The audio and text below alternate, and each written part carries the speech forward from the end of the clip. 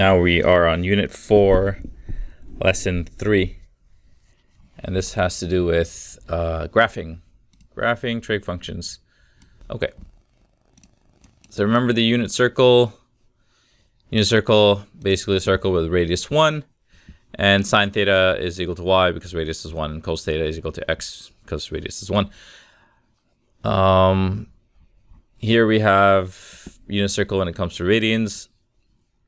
So 0 degrees or 0 pi or 2 pi, because as you know, if you add 360 degrees to an angle, it just winds you up at the same spot.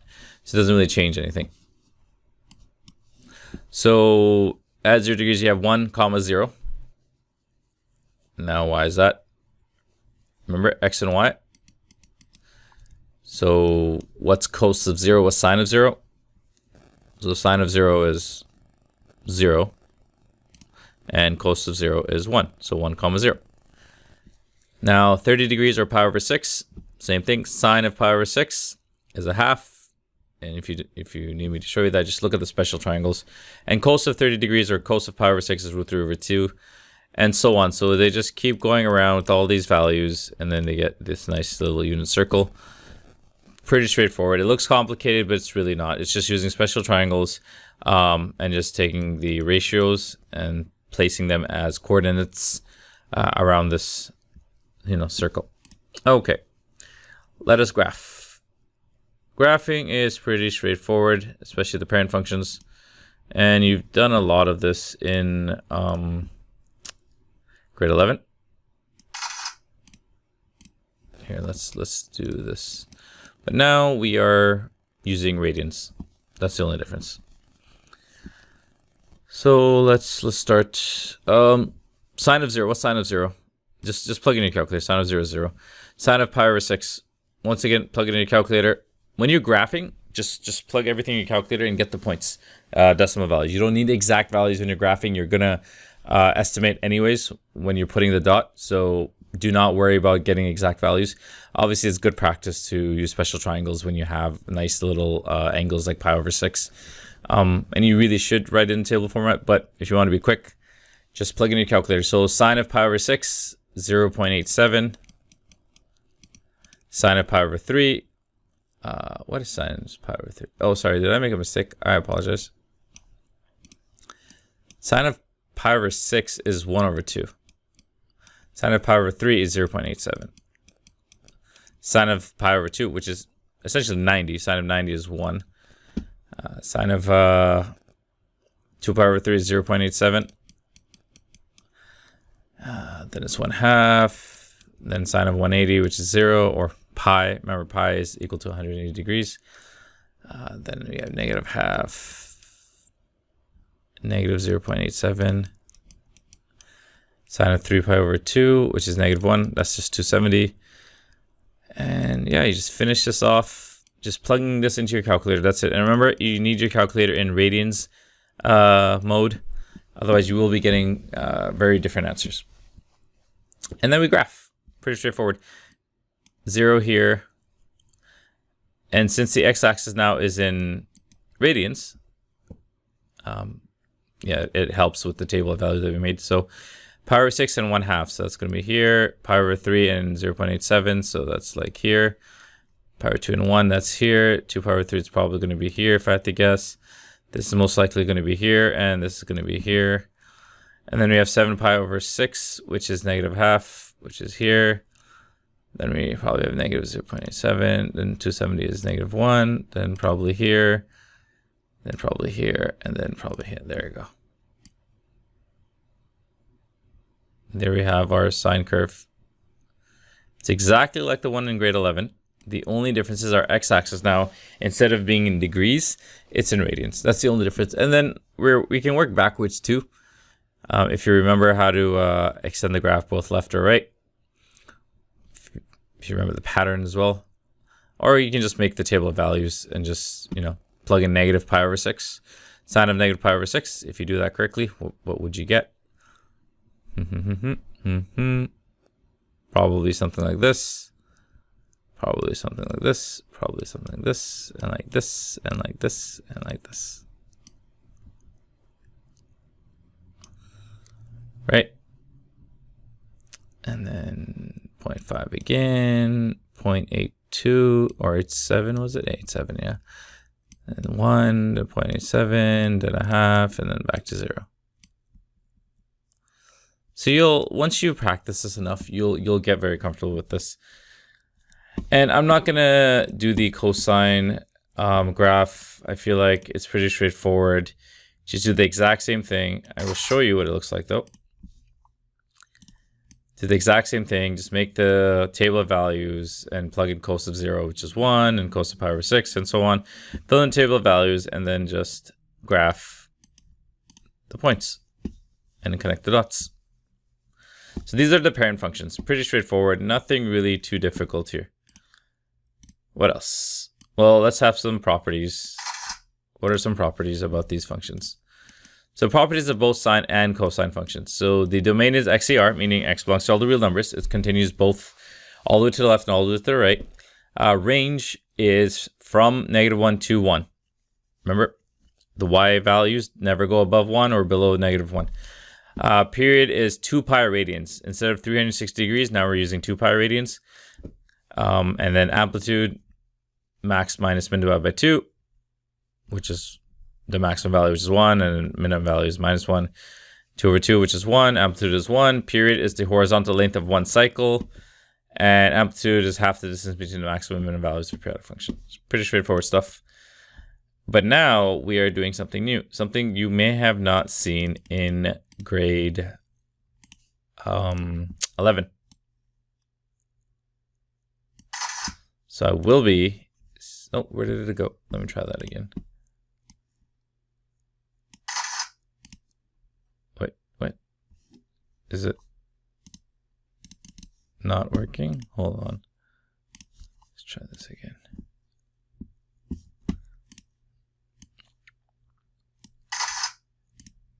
Oh, there it is. Okay.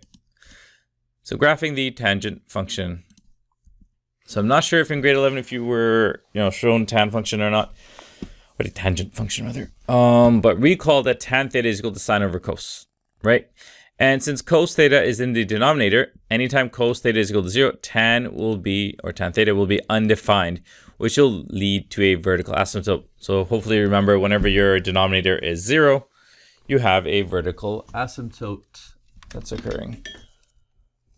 And since sine theta is in the numerator, anytime sine theta is equal to 0, tan theta will equal 0, and it will be an x-intercept.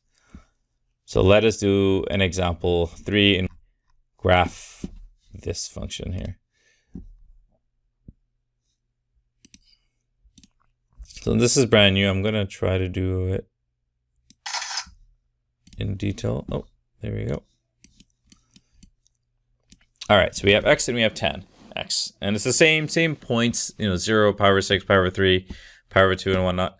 So same table of values in terms of x values, and now we are just plugging it into tan and figuring out exactly what the values are going to be.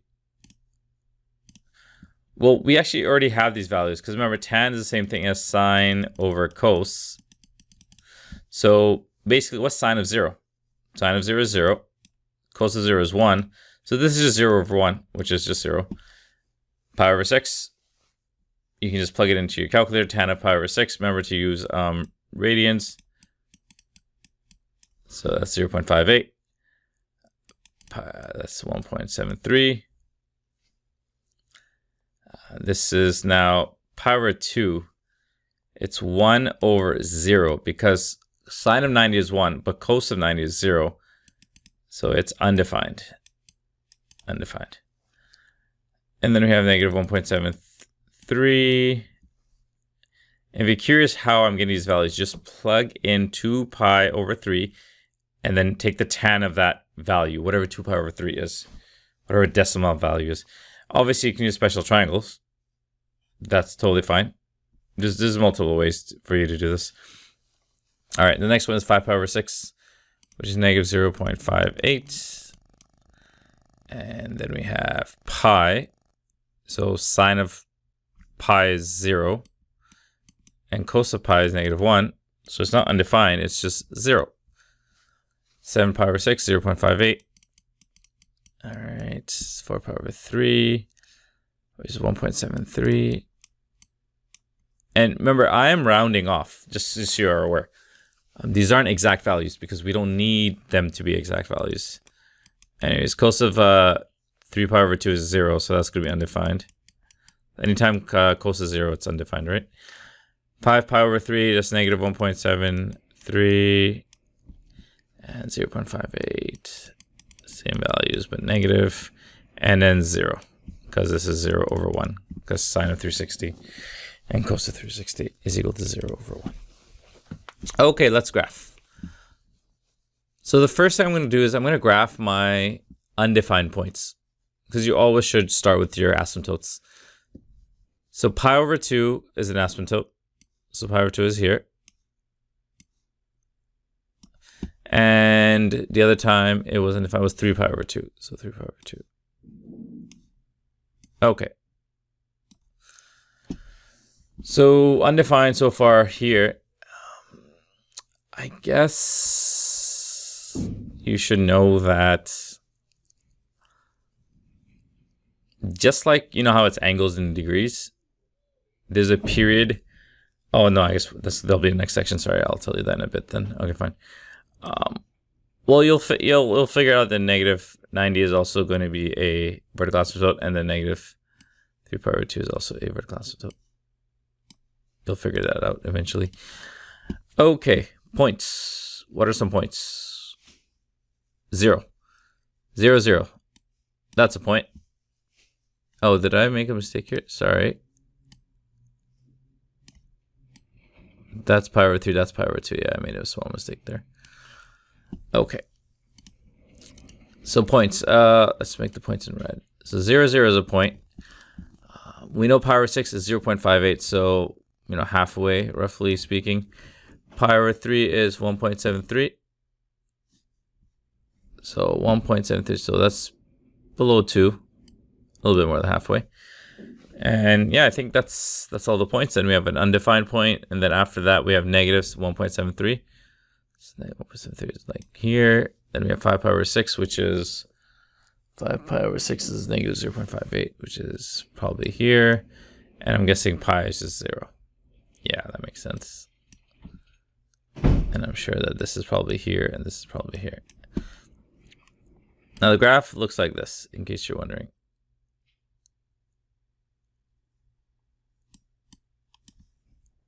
Like that.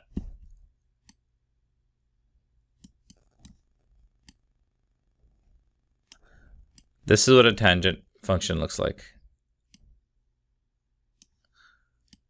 And then it basically repeats. I